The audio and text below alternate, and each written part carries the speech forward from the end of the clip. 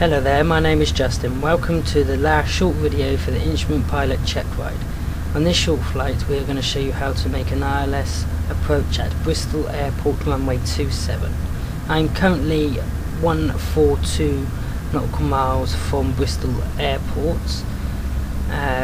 Currently getting prepped for the ILS landing for runway 27. I'm going to make a short left hand turn with a 20-degree bank to a heading of 360. I have set the ILS frequency in the nav1 radio and set the OBS to a heading of 270 for the correct course.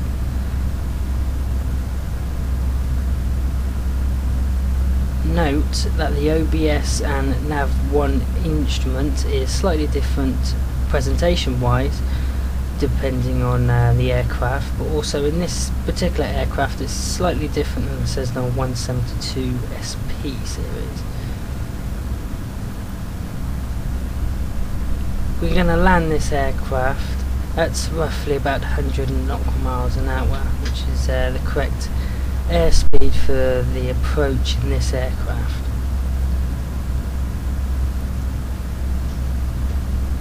Okay, the navigation radio is here and we've set the frequency to 110.15. The OBS and the ILS settings are in this area here. As you can see, you've got the horizontal line and the vertical line, but the presentation of that is much different than normal. Okay, the long yellow strip will guide us into the airport for the runway and keep us on course with it. The two arrow shape yellow are going to be our glide slope. Now glide slopes are very sensitive, but with the correct airspeed and descent rate will be absolutely fine. Okay, I'm going to make another 20 degrees left turn to a heading of 300, and then we'll be hopefully going to be intercepting the ILS for runway 27. As you can see, I'm at 2,000 feet. This is the correct altitude for this approach. Other airports will be different. You need to check the ILS approach chart for further information on other airports.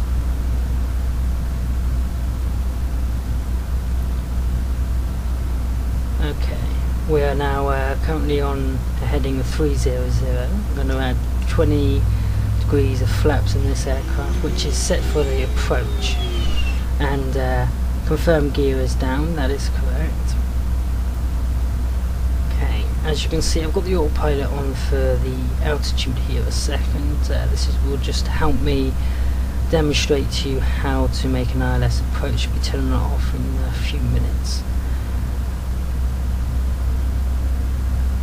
Normally ACT will guide you into the airport and then you can allow the ILS to do the rest for itself.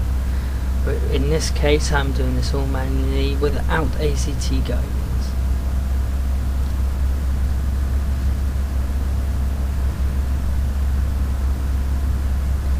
We are currently now 12.3 nautical miles from the runway.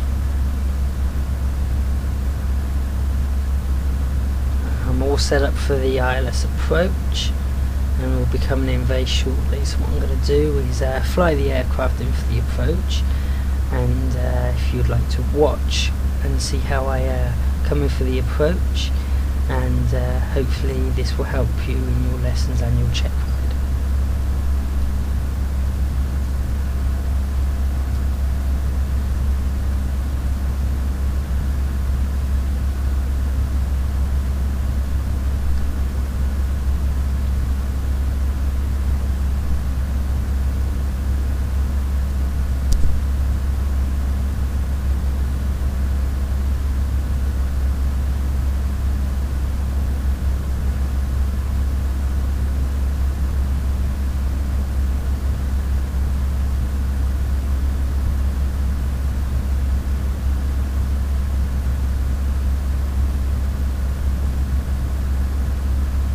Okay, there we go. The big yellow line is now starting to move to the left hand side, so we're going to follow it very slowly so it centres in the middle. and then we'll be on the correct course heading for the runway, and we'll be directly in front of it. When you get closer to the runway itself, it will be a little bit more difficult to line yourself up. The autopilot does this best, but in this case we're going to do this manually. Always a good thing to remember is only to use 2 to 3, maybe 4 degrees of bank when coming in for an ILS approach, as it is quite sensitive.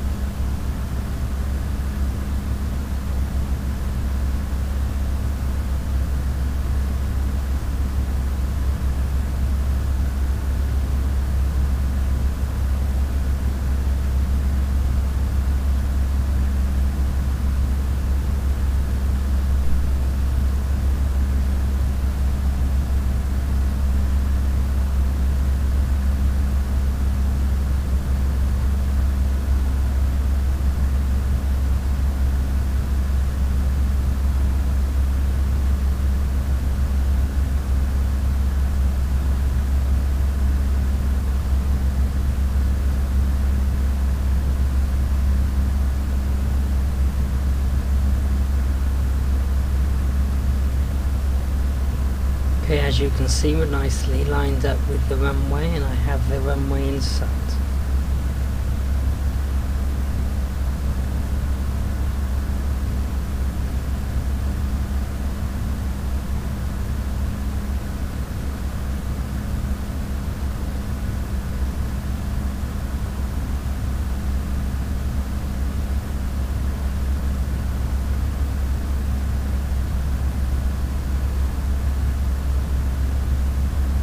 Okay, as you can see, the glide slope is now active. We're just going to turn off the autopilot here, and then we're going to make the approach into Bristol Airport.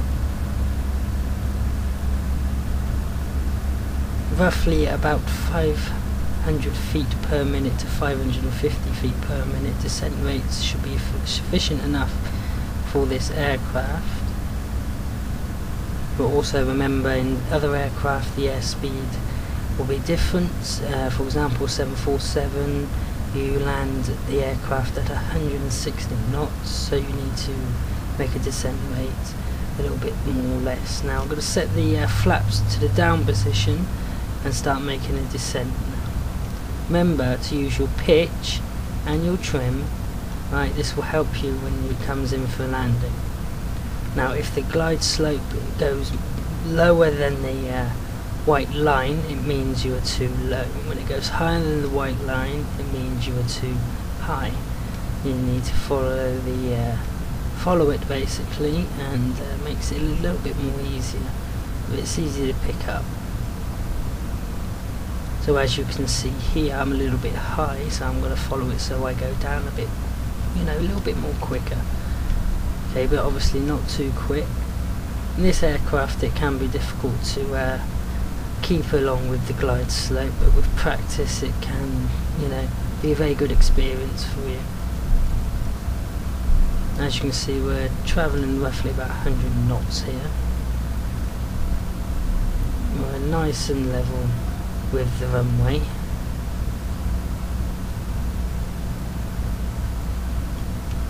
Once you get close to the runway, your glide slope will go down, suggesting that you're too high.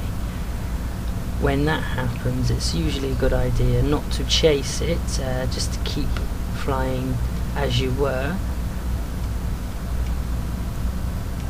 and this will help so you do not crash the aircraft when coming in for landing.